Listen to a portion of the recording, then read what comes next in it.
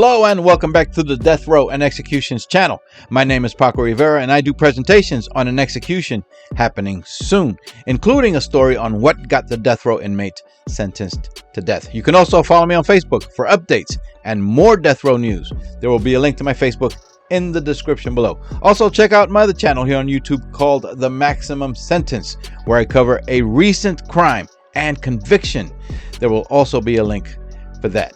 At some point during the early part of the year 2002, 39-year-old Leroy Dean McGill and his girlfriend, Jonah Hardesty, who went by the nickname Angel, were living in a duplex apartment owned by a man named Jack Yates in the Sunny Slope area of North Phoenix, Arizona. Aside from McGill and his girlfriend Jonah, there was a family living in the same home, Eddie and Kim Keith, along with their two young daughters. And there was another couple living there, Charles Perez, who was 20 years old, and his girlfriend, Nova Marie Banta, who was 23 years old. Now, this was a one-bedroom duplex, and the owner, Jack Yates, was the only one sleeping in his bedroom. According to reports, everyone else slept around the living room and even used part of the kitchen to sleep. So we're talking about an additional 6 adults besides Jack Yates and 2 children, all of them inside that small one-bedroom duplex. What a mess that must have been. Anyway, the 20-year-old Charles Perez sold marijuana, and others living in the apartment would buy marijuana from him, including Leroy McGill. Charles Perez also owned a shotgun that he kept put away somewhere in the apartment, and one day that shotgun went missing. Well, without any proof, Charles had no doubt in his mind who had stolen the gun.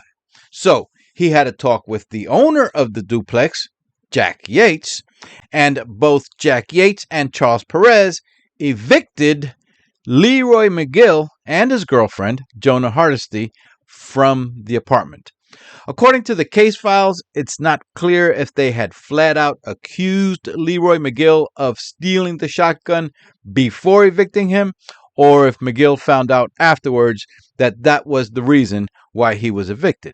After leaving the apartment, McGill and Jonah were basically homeless, but they were allowed to stay temporarily at another duplex home just a few doors away from Jack Yates' place, where a married couple was living with their oldest son. When Leroy McGill learned that he was evicted for stealing a shotgun, that he was being accused of that, he became infuriated, and sometime about 3:30 in the morning, McGill walked over to the Jack Yates duplex, and most people in the home were still awake at that time.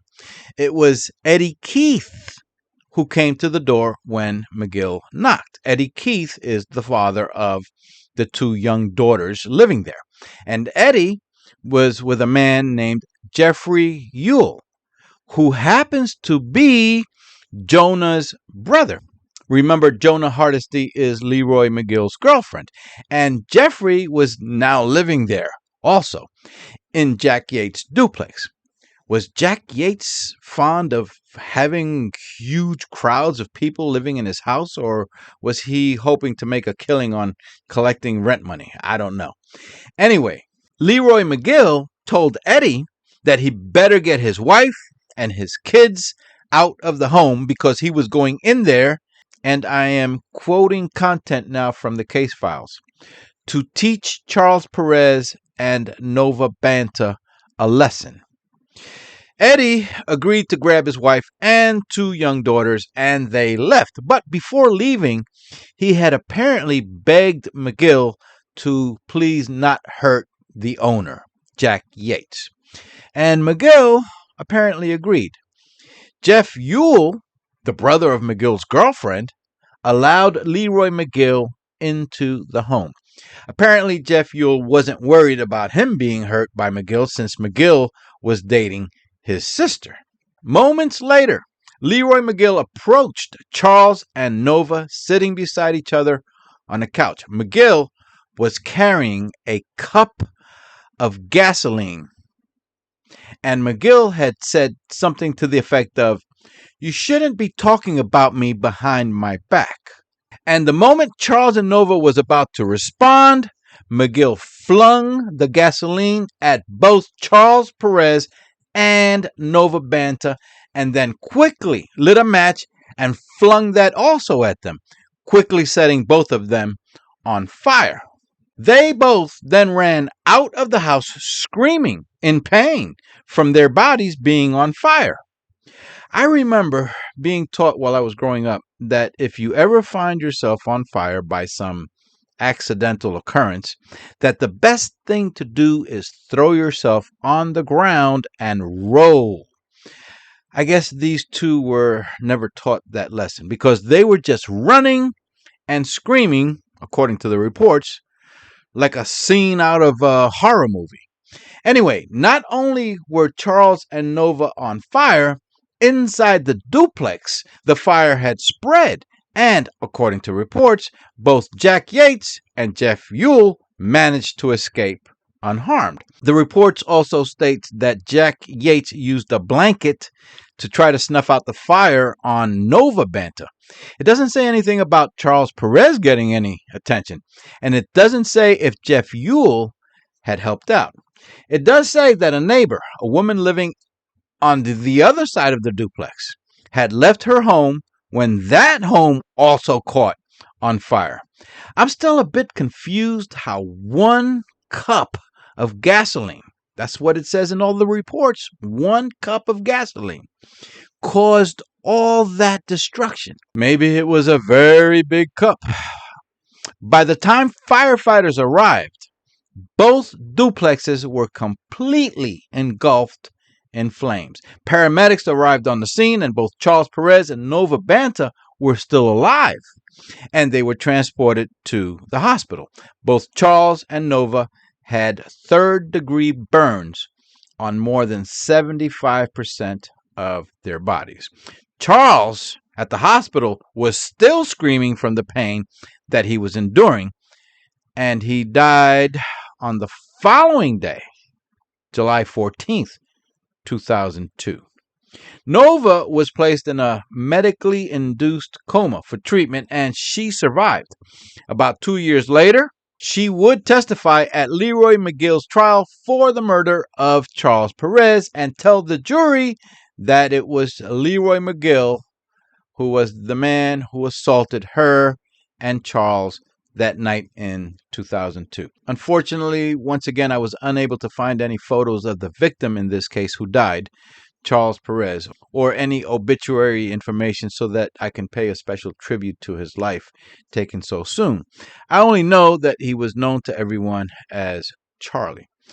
It was later learned that up until the time of his arrest, Leroy McGill was bragging to everyone about what he had done and how he came up with the idea of placing bits of styrofoam in the cup of gasoline so that the fire will stick better to the bodies and hurt them even more. McGill's girlfriend, Jonah Hardesty, was never charged with anything. She may or may not have known of her boyfriend's plans that night. But what I do find interesting is how her brother, who was now living in the home of Jack Yates, and who allowed Leroy McGill into the home, knowing that he was going in there to cause harm to Charles and Nova, was also never charged with anything. Here we see in this report, McGill set 2 people on fire using gasoline in a very small apartment. He used enough gasoline to cause the entire structure to quickly become engulfed in flames. On the other hand, both of these adult men, Jack Yates and Jeffrey Ewell, easily escaped the burning apartment. Yates was awake behind a closed door, and Jeffrey Ewell had just let McGill into the apartment and was aware of McGill's plan based on his conversation with him moments earlier. I do see that Jeffrey Ewell died unexpectedly at the age of 36 in Phoenix in April of the year 2004, 2 years after the crime and shortly before the start of Leroy McGill's trial.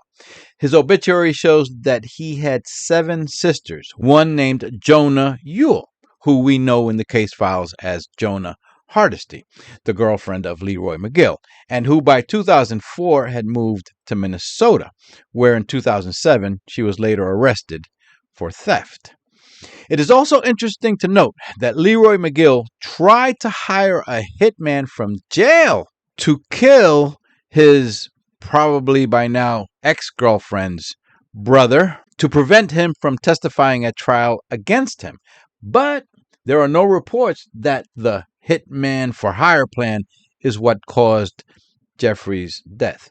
Leroy Dean McGill was sentenced to death on November 10th, 2004, and has been on death row ever since, and that is set to come to an end this year on May 20. McGill was also convicted for arson and the attempted murder of Nova Banta, who had displayed the scars and injuries from her burns to jurors during his trial 2 years after the crime had happened.